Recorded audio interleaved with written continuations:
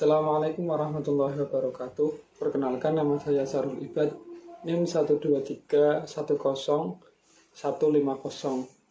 Prodi PAI semester 2. Saya di sini mau memenuhi tugas UAS dari mata pelajaran akhlak tasawuf.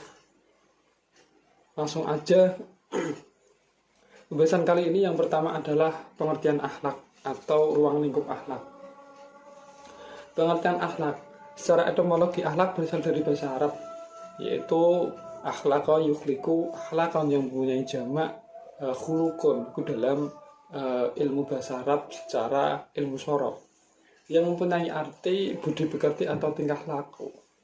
Akhlak adalah suatu istilah agama yang dipakai untuk menilai perbuatan manusia, apakah perbuatan itu baik ataukah perbuatan itu buruk. Sedangkan ilmu akhlak adalah suatu ilmu pengetahuan agama Islam yang berguna untuk memberikan petunjuk kepada manusia, bagaimanakah perbuatan baik itu bagaimana, dan bagaimana untuk menghindari perbuatan yang buruk itu bagaimana. Itu ilmu akhlak secara pengetahuan agama Islam. Adapun ayat yang menunjukkan tentang akhlak dalam surat Al-Ahzab ayat 21 yang berbunyi Bismillahirrahmanirrahim, laqad kana lakum fi rasulillahi uswatun hasanah al-ayah. Dalam ayat tersebut ada pada diri Rasulullah itu semua menjadi suri tauladan. Dijelaskan kepada kitab usul fikih dalam kitab Mabadi Awaliyah, yaitu dalam pembahasan 9 itu fi ashabi syariah an-nabi sallallahu alaihi wasallam, yaitu pada diri Rasulullah itu menjadi syariat. Apa yang dilakukan pada Rasulullah itu menjadi syariat. Di dalam pembahasan tersebut menjelaskan al-aslu fi af'alin nabi iqtida'un. Pada asalnya di dalam diri Rasulullah itu semua menjadi panutan. Illama dalla adalilu al-ikhtisasi bihi, kecuali di situ ada dalil-dalil yang tidak boleh ditiru oleh umat.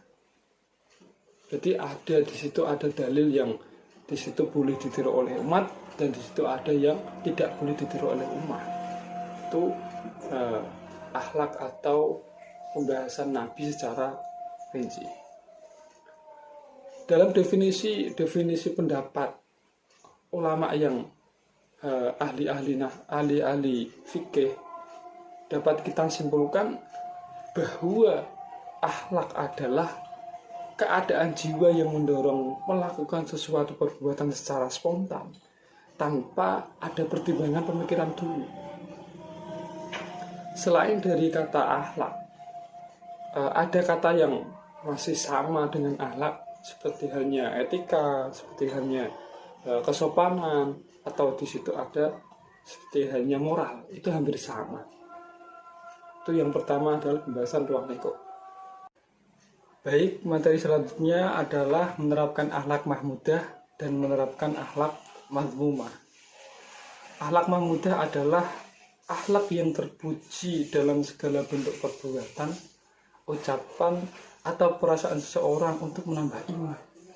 Sedangkan akhlak mazmumah adalah akhlak yang tidak dibenarkan oleh agama atau perbuatan buruk yang harus ditinggalkan oleh setiap manusia.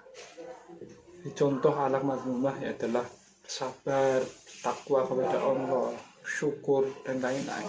Itu akhlak mahmudah, akhlak yang baik. Itu seperti apa? Ya seperti itu.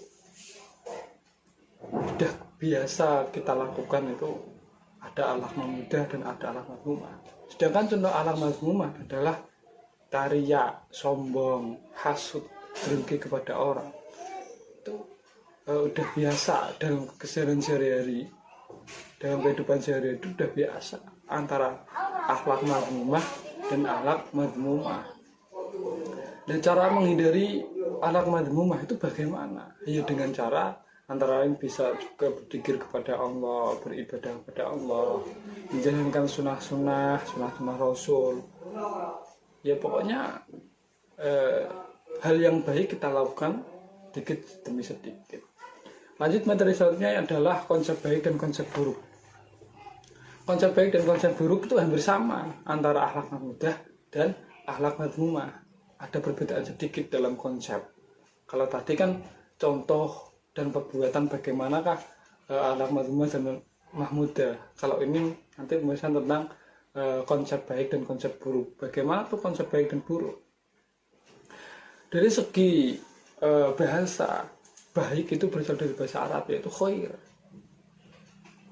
Yang buruk itu berasal dari bahasa Arab yaitu syuk atau sur, yang berarti itu buruk, tidak baik.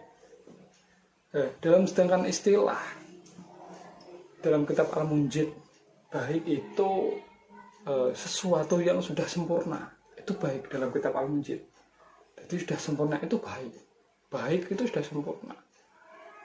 Sedangkan buruk secara istilah itu perbuatan yang di situ bisa kita simpulkan bahwa yang buruk itu ya dilarang oleh agama, tidak boleh. Jadi di antara akhlak mahmudah dan madmumah dengan konsep baik dan buruk itu hampir sama. Kalau tadi itu akhlaknya yang kita lakukan bagaimana, tapi yang konsep baik itu konsepnya bagaimana, cara-caranya itu bagaimana, konsep yang mau dilakukan itu bagaimana. Hampir sama antara akhlak madmumah, menerapkan akhlak madmumah dan mahmudah dengan konsep baik dan buruk. Materi selanjutnya adalah faktor-faktor yang mempengaruhi pembentukan akhlak. Sedangkan pembentukan akhlak adalah usaha sungguh-sungguh dalam rangka membentuk manusia dengan menggunakan sarana pendidikan dan pembinaan yang terprogram dengan secara baik dan konsisten. Hal ini dinyatakan dalam sabda Rasulullah, Bismillahirrahmanirrahim, al-mar'u ala dinil khalil falyanzur ahadukum may khalil. Agama seseorang itu tergantung dengan agama teman dekatnya. Maka dari itu hendaklah kalian memperhatikan dengan siapa kalian berteman dan siapa kalian bergaul. Itu harus diperhatikan. Karena apa? Karena keadaan setempat itu bisa menjadikan kita mempengaruhi dalam akhlak itu bisa terpengaruh. Pembentukan akhlak itu bisa terpengaruh. Banyak pada zaman-zaman sekarang yang berkumpulan dengan tidak baik, itu akan menjadi tidak baik. Begitupun sebaiknya, kalau kalian bertemu dengan orang yang baik, maka akan ikut-ikutan dengan keadaan yang baik dan dengan mengikuti teman dekatnya tadi. Itu tadi jadi dalil Nabi. Jadi jika kalian kok berteman dengan yang baik, maka insya Allah akan menjadikan baik. Baik, itu saja yang saya sampaikan. Kurang lebihnya mohon maaf. Bila taufiq wal hidayah, Assalamualaikum warahmatullahi wabarakatuh.